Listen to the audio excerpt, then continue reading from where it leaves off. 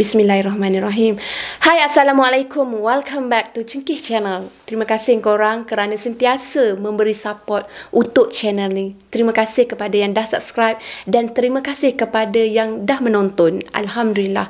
Hari ini akan nak kongsikan satu perkongsian daripada kawan akak, di mana perkongsian ni berlaku di sebuah hospital yang terletak di negeri Perak.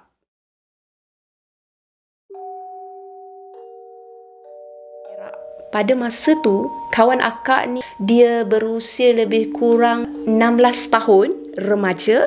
Masa tu kawan akak ni dia temankan kakak dia yang pergi ke hospital untuk melahirkan anak. Jadi selepas kakak dia lahirkan baby dia, anak saudara dia, so baby tu diasingkan atas sebab-sebab tertentu. Kemudian kakak dia tinggal sendirian di ward.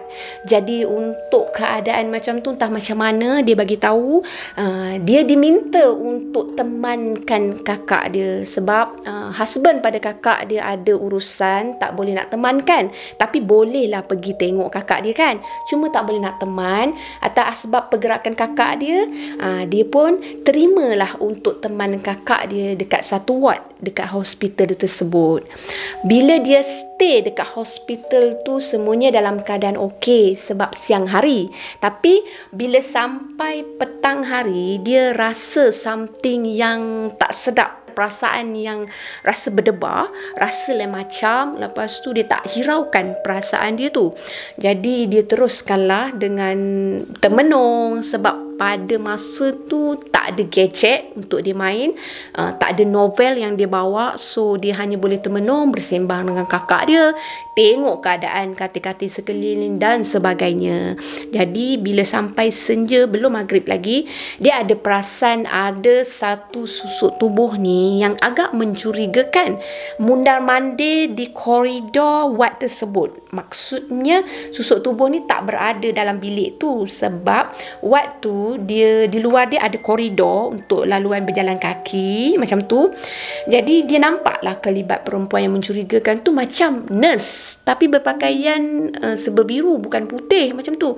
Tapi kenapa macam tak pakai tudung? Biasanya dia tengok kat situ kalau nurse-nurse Melayu akan pakai tudung, tapi ni muka macam Melayu macam tu, tapi tak pakai tudung. Jadi tak apalah, dia abaikan. Tapi kan pergerakan perempuan yang dia tengok tu ulang-alik, mundar-mandir di koridor tu berulang-ulang kali. Masa tu dia rasa sedikit berdebar, tapi tak adalah dia nak bagi tahu kat kakak dia. Jadi dia buat dek lah. Dia pun capai tuala apa semua, nak pergi mandi dekat tandas yang terletak dekat situ. Maklumlah badan dah melekit apa semua. Sementara nak maghrib tu dia nak pergi mandi dulu sebelum nak solat kan. Jadi bila dia pergi mandi, masa dia mandi dekat tandas tu, akak bagi gambaran tandas tu, dia tandas orang bersalin ni dia tak ada kunci tau. Memang lock semua tak ada, untuk kecemasan tau. Jadi dia mandi kat situ, dia lock, dia tutup dengan satu baldi yang berisi air, dia tutup kat situ. Dekat belakang tandas tu dia ada satu tingkap, bukan satu lah, kalau kata 4 tandas, 4 lah tingkap untuk lubang angin kan. Jadi tingkap tu dia memang agak terbuka sikit. Lepas tu dia mendengar dengan jelas tau bunyi ketukan pada tingkap tu. Agak tak logik kan bunyi ketukan tu. Sebab apa tau? Sebabnya tingkap tandas tu bukannya ada tempat untuk berpijak ataupun untuk siapa-siapa saja nak ngusik, nak main. Sebab memang bangunan tu kalau berdiri luar pada tingkap tu memang tak ada tempat pijak, seolah-olah macam bunuh diri jatuh ke bawah macam tu kan. Jadi takkanlah burung ke ketuk nak patuk kat situ pun tak logik. Tak apalah, mandi jugalah kan. Bila dia mandi juga, dia teruskan semua, dia pun dah azan maghrib. Dia pun pergilah solat maghrib tingkap berapa akak pun dah lupa dia bagi tahu. Masa dah selesai solat maghrib, dia naik balik semula. Dia pergi balik semula dekat kakak dia. Masa tu dia duduk kat kakak dia, ada satu kerusi untuk menunggu tu. Dia tunggulah kakak dia. Kakak dia adalah terbaring atas katil kan. Jadi masa dia menunggu kat situ, dia silang kaki apa semua, termenung sana, termenung sini, tak tahu nak buat apa. Tengok sana, tengok sini. Masa dia tengah asyik tengok sana, tengok sini tu, dia ternampak ada satu lembaga yang masuk daripada pintu bilik, pintu utama, mana pintu utama bilik tu, bilik ward tu, dia masuk dari arah luar tu. dalam keadaan merangkak, kata kawan akak. Jadi lembaga tu merangkak. Hairan tau, bila ada susuk tubuh perempuan yang lebih besar daripada dia merangkak masuk menuju ke arah katil pesakit-pesakit kat situ. Dia jadi terkejut. Tapi masa tu kawan akak terkaku dekat kerusi tu, nak lari macam tak tahu nak buat apa, fikiran dia dah buntu. Jadi disebabkan kakak ada sebelah, so dia cakap tak apa, aku stay kat situ kan. Stay kat situ. Dia nampak lembaga yang merangkak tu. Merangkak dia bagi gambaran macam ni. Dia tanya pada akak, kau pernah tengok tak cerita Jo-on? Macam tu.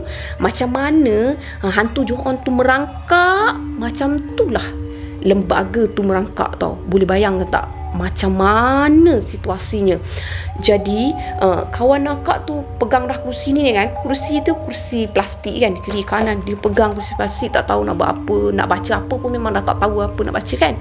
So dia terus tengok, dia nampak lembaga tu betul-betul berhenti dekat hujung kaki kakak dia. Maksudnya katil kakak dia tu, hujung kaki tu kat bawah. Lembaga tu yang merangkak tu duduk dalam keadaan macam tu. Dia buat gaya tau macam tu, tengok kat dia, tenung kat dia dengan mata merah. Yang paling mengejutkan dia apabila dia nampak lembaga tu mengeluarkan lidah. Masa lembaga tu merangkak, lidah tu memang dah sedia ada melirik atas lantai. Ada lidah yang panjang tu diserik atas lantai, korang tak ke meremang. Kemudian rambut lembaga tu memang panjang juga diserik atas lantai, tapi tak adalah sampai panjang sampai paras kaki, bukan, tapi panjang dia tu melirik juga atas lantai tu. Lepas tu makhluk tu dia macam cicak tau, macam cicak, dia macam menarik lidah tu masuk dalam. Menarik lidah tu masuk dalam, memandang ke arah kawan akak ni. Lepas tu kawan akak kata, apa nak jadi, jadilah. Dia memang nak tinggalkan tempat tu, dia memang nak keluar daripada tempat tu. Dia bangkit dalam keadaan kelang kabut. Masa tu akak dia tengok dia dalam keadaan pelik. Dia tak fikir dah tau masa tu apa nak jadi kat kakak dia, apa nak jadi dekat pasien-pasien lain, dia tak peduli dah. Yang dia tahu dia nak tinggal tempat tu. Dia bangun, lepas tu dia nak pergi ke luar. Lepas tu sempat dia jenguk daripada pintu bilik ward tu. Dia tengok benda tu macam memaling ke arah dia, terus dia lari. Bila dia dah lari tu keluar apa semua, dia tak tahu nak tuju kat mana. Kaki dia pun memang tak tahu pergi ke mana tau. Tapi dia berlega-lega dekat tingkat kat ward tersebut, dekat bahagian luar. Dia tengok ada orang kan, masa tu ada orang. So dia ambil nafas dia cuba kuatkan semangat dia cuba untuk dapatkan balik semula tenaga dia nak waraskan fikiran dia masa tu. Sebab dia dah fikir yang tak apa-apa apa semua, apa benda apa tu, dia nak buat apa kat situ, kenapa dia duduk kat situ.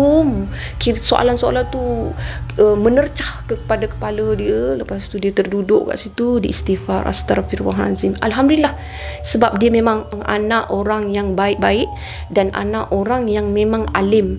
Di istighfar, astaghfirullahalazim, ambil nafas, aku tak boleh tinggal kakak aku kat bilik tu. Memang aku tak boleh tinggal kakak aku kat bilik tu. Astaghfirullahalazim, ya Allah, Allahu Akbar, ya Allah, bismillahirrahmanirrahim.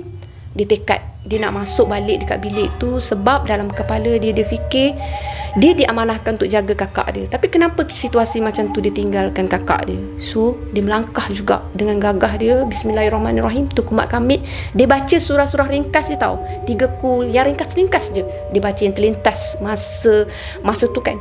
So bila dia sampai dekat bilik kakak dia, dia buka pintu. Sebab pintu tu bilik tu bukan pintu yang sentiasa terbuka, tak. Masa dia pergi tu pintu dah tertutup. Jadi dia cuba buka pintu, buka pintu, bismillahirrahmanirrahim, dia buka pintu.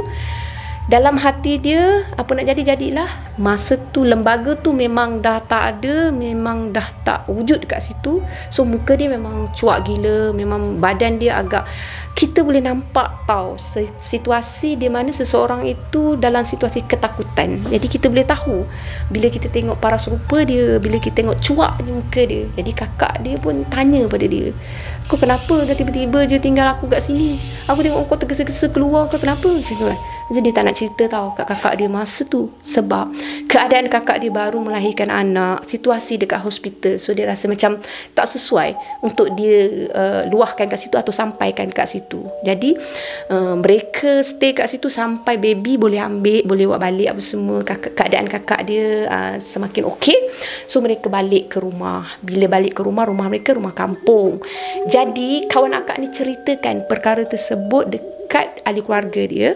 Masa tu salah seorang daripada ahli keluarga dia, maksudnya mak atau ayah dia, akak tak sure, bagi tahu kat dia kawasan hospital selalunya akan nampak benda-benda yang macam tu, perkara-perkara yang pelik. Jadi benda tu tak terlalu pelik.